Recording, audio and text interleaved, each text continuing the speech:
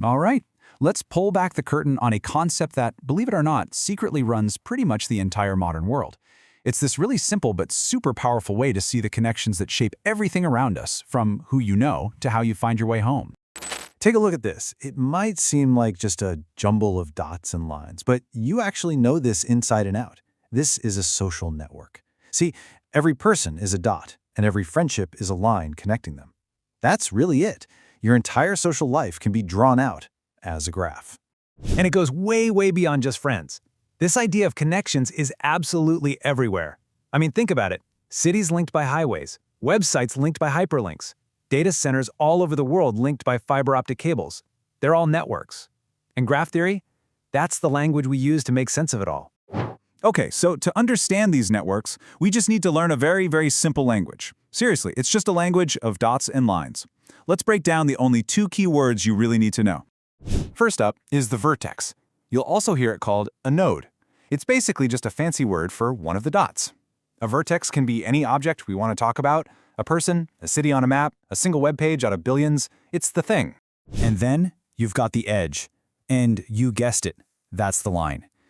An edge is just the relationship, the connection between two of those vertices.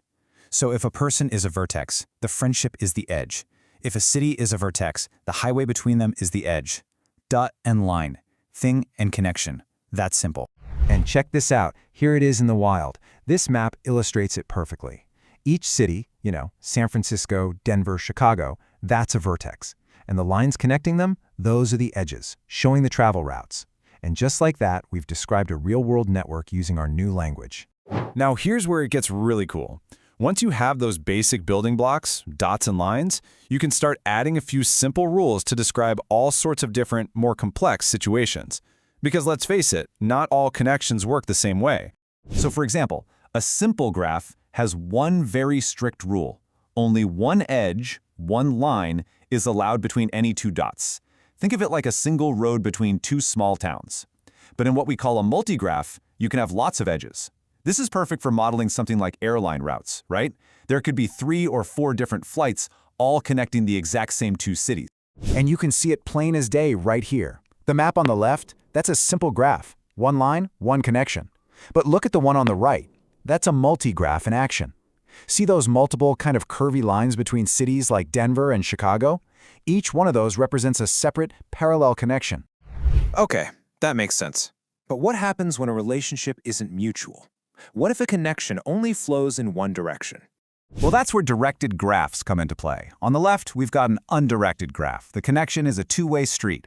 But on the right, you see that the edges now have little arrows on them. This is a directed graph. It could represent a one-way street, a one-way flight path, or probably the most relatable example, you following someone on social media, but they don't follow you back. The connection has a very specific direction.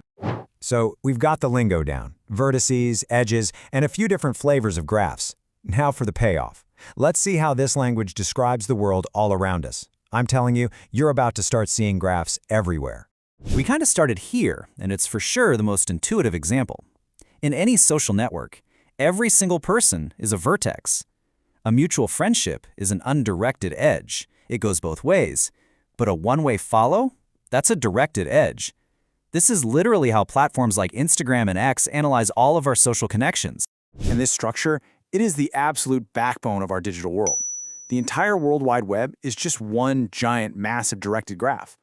Web pages are the vertices, and the hyperlinks you click on are the directed edges.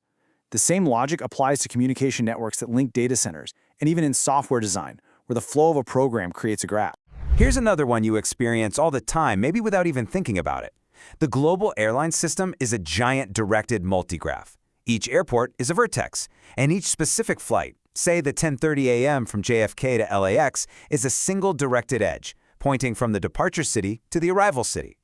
You can even map out something like a sports tournament. It's pretty cool, actually.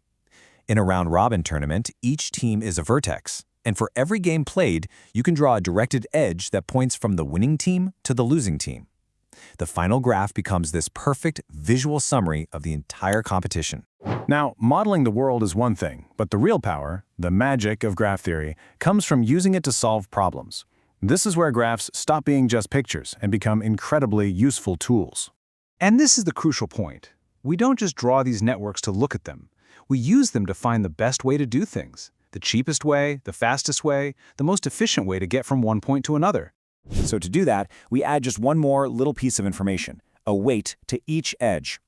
This weight can represent pretty much anything we want to measure: the distance in miles, travel time in minutes, or the cost of a plane ticket in dollars. Let's look at this really simple example. Let's say we're trying to get from point A over to point Z. Okay, well, the path that goes through D and E has edge weights of 2, then 3, then 1. To find the total cost of taking this path, we just add them up. So 2 plus 3 plus 1 gives us a total path cost of 6. And if we do the math for the other possible routes, their costs come out to 8 and 9.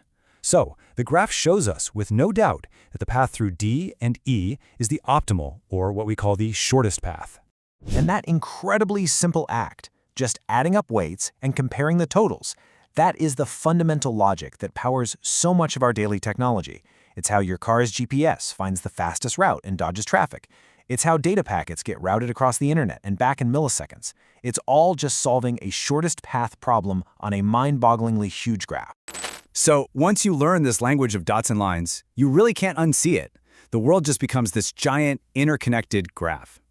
The question is, now that you have the tools to see it, what hidden connections and what new pathways are you going to discover?